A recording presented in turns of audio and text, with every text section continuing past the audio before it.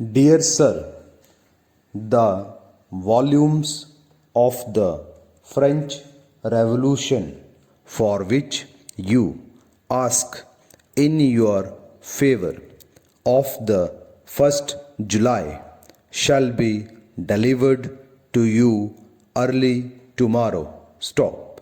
We are just now out of stock of the life of Lord Lumley, last year's best seller, and we are unable to say when we shall receive copies. Stop. We have a daily delivery from the wholesalers, however, and you may rely upon our mailing the volume to you as soon as it reaches us. Stop.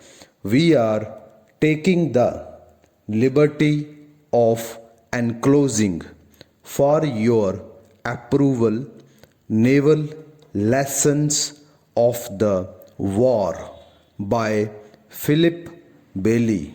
Stop. Please return this with the next parcel if it makes no appeal to you. Stop. Yours truly.